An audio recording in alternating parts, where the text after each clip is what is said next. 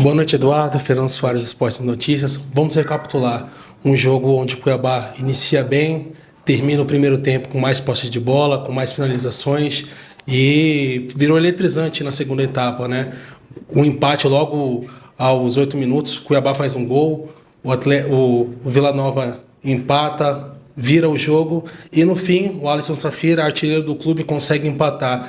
E mais no fim, se aproximando dos acréscimos, tem aquele bate-rebate, o jogo aberto, onde as duas equipes poderiam sair vencedoras. Então, pode-se dizer que o empate aqui no Oba dos males foi o menor? Acho que a conclusão não é essa, porque se houvesse, na minha opinião, que ter um vencedor pelo que produziu no jogo, deveria ser a equipe do Cuiabá. Cuiabá fez um primeiro tempo muito superior, com as melhores chances e em mais oportunidades, em quantidade e em qualidade. Acho que o lance mais perigoso do Vila Nova, salvo engano, no primeiro tempo, foi uma cabeçada do Poveda no arremesso lateral, que a gente marcou mal. No segundo tempo, a gente volta conseguindo transformar logo no início uma boa oportunidade em gol, que a gente não foi competente para fazer isso no primeiro tempo. E num momento de descuido que a gente entendi, até falei algo assim na entrevista anterior, que quando uma equipe sofre o gol, ela tende a naturalmente se lançar, e foi o que aconteceu com o Vila Nova jogando em casa, precisando do resultado, e a gente não teve o equilíbrio e a consistência suficientes para neutralizar e esfriar o adversário nesse momento do jogo. E aí a gente toma um gol de contra-ataque ganhando o jogo. A gente não pode conceder um tipo de gol dessa característica, sobretudo ganhando a partida. Na sequência, após o empate, a equipe tem seu pior momento no jogo, porque ela passa a marcar de forma precipitada e errada, passa a atacar mal, não ter grandes ocasiões de gol, e a gente volta para o jogo após algumas substituições. Acredito que merecidamente a gente consegue o empate, porque a gente insistiu, continuou produzindo, tendo volume de jogo, e no fim realmente ficou um jogo aberto que qualquer uma das equipes poderia ter vencido. E foi assim porque o empate aqui era um resultado que não nos interessava tanto, apesar de não ser um mau resultado. O empate fora de casa é um bom resultado. Se você olha para a tabela de forma isolada para o momento da competição, é um resultado que ele não é bom, porque 2 pontos a mais nos deixaria mais próximos do G4. Mas a gente não pode desconsiderar um jogo como a gente fez aqui, que é muito difícil jogar aqui. 2 equipes que estão à frente da tabela vieram aqui e não produziram a quantidade de chances que a gente produziu. Recentemente, vou falar do Goiás e vou falar do Remo. O Vila ganhou aqui bem do Goiás e venceu, empatou com o Remo, concedendo um gol contra num jogo que foi absolutamente controlado pelo Vila Nova. Então, vir aqui e produzir o que a gente fez não é dos males o menor. Eu acho que, como eu disse no início, se houvesse que ter um vencedor, deveria ser a nossa equipe. Boa noite, Eduardo. Maria Eduardo Bonfim, na Coruja. Eu queria que o senhor fizesse uma análise sobre o jogo, na questão que o Cuiabá não vence fora de casa desde maio e chegou quase a vencer, saiu com a vantagem durante o jogo. Então, a gente vacilou ali na defesa. Eu queria que você fizesse essa análise. O que está faltando para o Cuiabá conseguir vencer fora de casa, já que o senhor segue invicto, sem derrotas até o momento? A resposta ela vai na mesma direção que eu já dei em outras oportunidades. A gente tem sido competente para fazer gols fora de casa. Foi assim contra o Atlético, foi assim contra a Ferroviária, foi assim contra o Operário, foi assim agora contra o Vila Nova. Mas a gente toma mais gols do que deveria. Não podemos olhar para a tabela, para a classificação e termos mais gols concedidos do que rodadas disputadas. E hoje esse é um problema crônico da equipe que eu estou tentando solucionar de N formas. Deve estar faltando alguma coisa, porque senão a gente não deveria ter concedido os gols como aconteceram hoje. Nós tomamos um gol de contra-ataque e um gol em organização defensiva com toda a equipe atrás da linha da bola. Como isso? Era um jogo que estava, eu diria que controlado até a ocorrência do primeiro gol sofrido. Então, é isso, a gente tem que trabalhar e melhorar, porque se a gente quer, lá no final da competição, no mês de novembro, ainda estar vivos na disputa por uma vaga à Série A de 2026, a gente vai precisar melhorar essa performance defensiva da equipe. Boa noite, Eduardo. Matheus Paz, do Orgulho Dourado. Boa noite. Parabéns, 7º jogo sem perder, isso é importante para continuarmos sonhando com o acesso.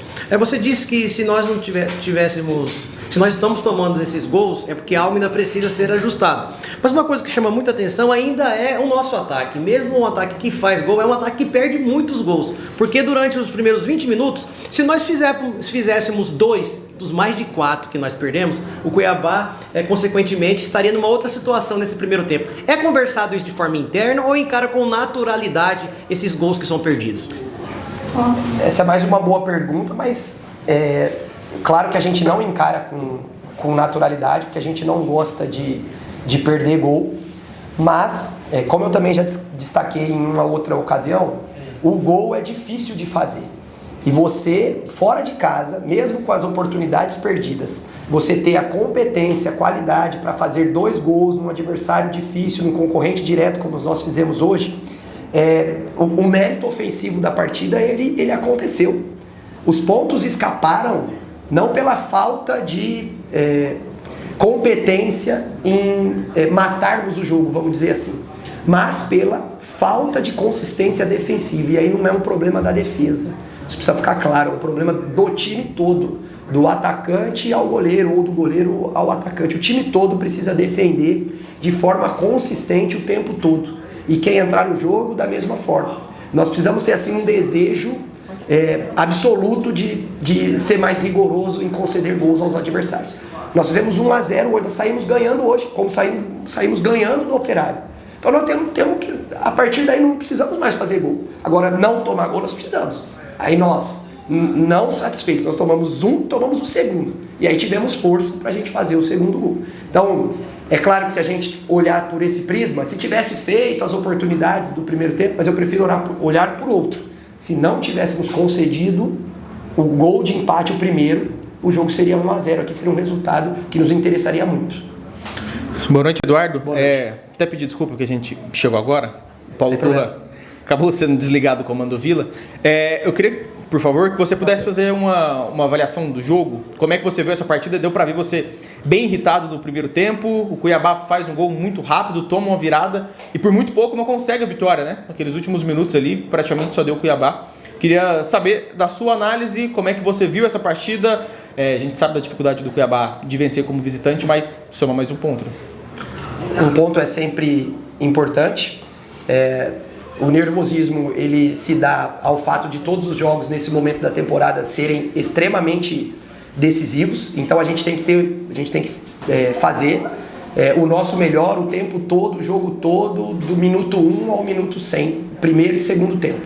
Então quando eu estou ali na beira do campo e quase que querendo jogar junto, né, mas sem poder entrar no campo, a ideia é que a equipe tenha um comportamento de muita assertividade a maior parte do jogo. O erro, ele é inerente ao jogo, mas a gente pode errar aspectos que fazem parte do jogo e outros que a gente treinou, que a gente estudou o adversário, que a gente pré-estabeleceu. Esses aí a gente tem que estar muito concentrado para executar com excelência.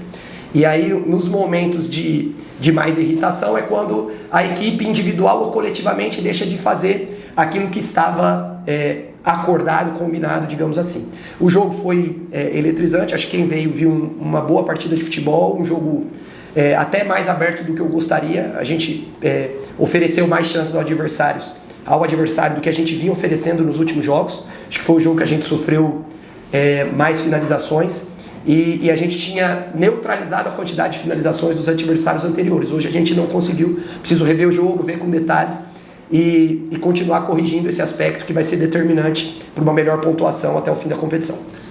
Eduardo, o futebol é muito cíclico, né? O jogador que fez o gol, que garantiu os 3 pontos para o Cuiabá contra a Chapecoense no jogo passado na Arena Pantanal, o Jader, não foi tão bem nesse primeiro tempo, tanto que você bateu boca ou cobrou ele várias vezes no primeiro tempo, tanto que você chama o Juan Christian para dar algumas orientações com o primeiro tempo rolando e o Jader não volta para o segundo tempo. Queria que você comentasse um pouquinho desse episódio. Uma boa percepção, as cobranças elas têm muita relação com a minha resposta anterior. O Jader é um excelente jogador, já foi decisivo aqui pra gente em mais de uma oportunidade.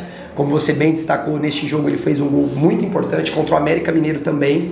Salvo engano, contra o Volta Redonda ele sofre um pênalti no momento que o jogo ainda estava bastante estudado. Então é um dos grandes talentos que o Cuiabá tem, e eu entendi que no intervalo eu precisava fazer essa troca para a equipe melhorar em algum aspecto do jogo, que no meu entendimento, no primeiro tempo, a gente deixou a desejar. Acho que foi isso que aconteceu, a gente volta muito bem, o Juan fez uma boa partida, se eu não me engano foi ele que deu assistência para o segundo gol, preciso rever essa imagem com mais precisão. Mas é isso, só foi uma substituição que acabou dando certo. Essa posição na equipe, se vocês observarem, ela está em aberta e vai ser uma disputa sadia para saber quem vai ser o titular da próxima partida.